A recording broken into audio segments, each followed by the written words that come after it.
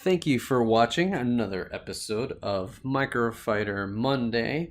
It's episode 40 and another opinion one where last week we went over what was the best series in my opinion for the Microfighter lineup. Today I just line up all the bottom feeders in my opinion of the all of them. I was gonna do like a bottom five. As you can see, there's six here, because two of them are kind of copies of each other, clones, if you will, and yeah, maybe it made a slight improvement, but did it matter? So let's start with the best of the worst, and I think the very clear to me, I really didn't want to put this in my bottom five, but the homing spider droid really is just a fun, very playable. It really looks great. Where it really got dinged was in the figure itself. Throwing in just a standard battle droid just doesn't do it. You do. I really hit any of the microfighters hard if you don't have either a really bang out figure or if you don't have a named figure, because microfighters, again, named figures are just more valuable end of the day. Not always, but for sure they can be. So the homing spider droid is the top rated of the bottom. I really don't like considering this one really a bottom feeder. I think this is a great microfighter. It flowed very well with the theme.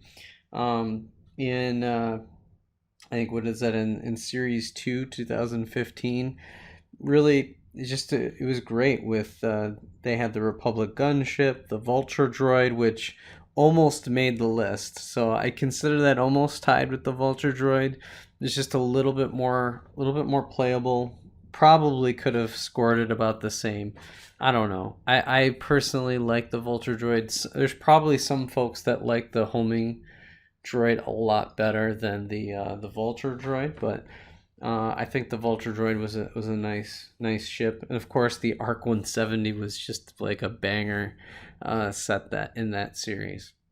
So moving on, I think the other one, very similar story here, where I feel like this one probably shouldn't also be in the bottom, but it's really tied with the homing spider droid. I think this is slightly a little bit weaker compared to the homing droid in terms of overall build. The figure's not as good. It's just a very basic pilot battle droid as well. I will say there's some decent play features in here. It really didn't look too bad. They did a good job actually building this and making it look like an AAT. So, I mean, it's not bad. I think it's okay. Again, I really don't like it when they just throw in battle droids. We get it. And so this one I'm not upset over Lego. I think these are still good. But again, if I'm scoring it compared to the other sets, like if you include a clone trooper or if you included a named character, again, it's hard to beat that out. So next up on my list is a more recent one. And actually, no, it's not. So actually it could be, because I'm just gonna throw in these AT-ATs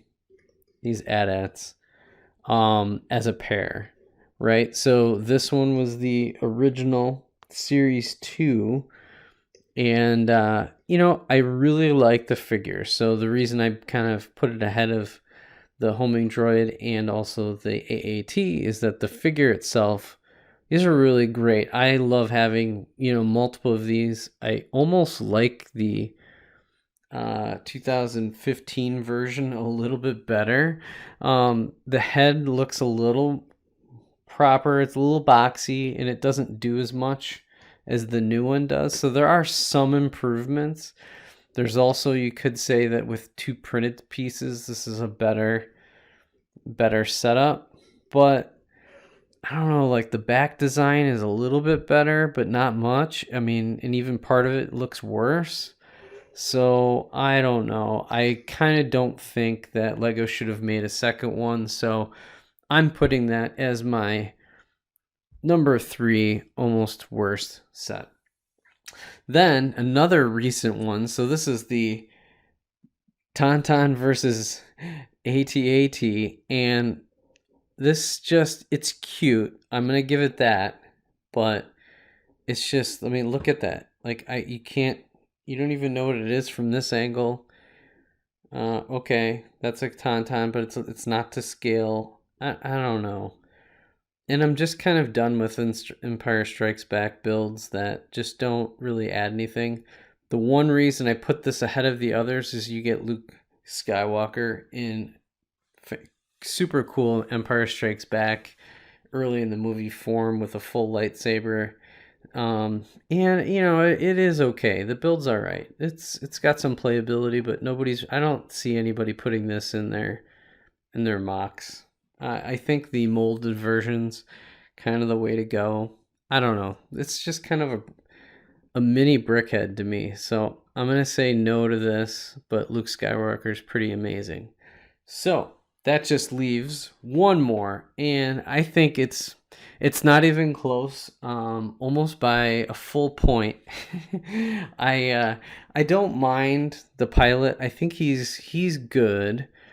Although the more I look at him, I'll bring him up close, I start to not love him compared to some of the other pilots. I really thought the designers got sloppy on this one. It's very blocky, so it's not very playable in any way. There's really no play features. I know there isn't any cockpit. It looks absolutely terrible from behind. I wouldn't know what this is. It just looks like total garbage. There's no printing like we saw last week. The advanced prototype had really nice printed tiles that are really valuable. And it just looks like they kind of half turned it red a little bit just to kind of make it first order. Like, ooh, a little splash of red, you know, and that's it. So, and then it just looks kind of clunky. So it's the worst TIE fighter that I've seen in Microfighter line. I may try to like modify it into a better first order TIE fighter at some point. That's on my list to make better. So stay tuned for maybe another video there, but it's not even close. I'm really upset that I didn't have to pay full price. I think I paid like $9 on Facebook Marketplace just to get this, just to complete because I passed on it originally. I was like, nope, don't want that. And I had passed on a lot of these sets and kind of finally gave in as a completionist. So there you have it. The worst set ever made by Lego in a Microfighter form, in my humble opinion, is the First Order TIE Fighter in the Series 5. And honestly, if they would have created a better set and not such a clunker in this First Order TIE Fighter, Series 5 had a shot at being one of the top series on my list. It definitely would have come really close, because some of the other it really was a well-rounded, solid series, except for the fact that they decided to make another Millennium Falcon, but it came with Chewie, so I'll give them a pass. But thank you so much for watching another episode of Microfighter Monday. I hope you're having a fantastic Labor Day taking some time off with your family and friends, and be well. We'll catch you on the next video.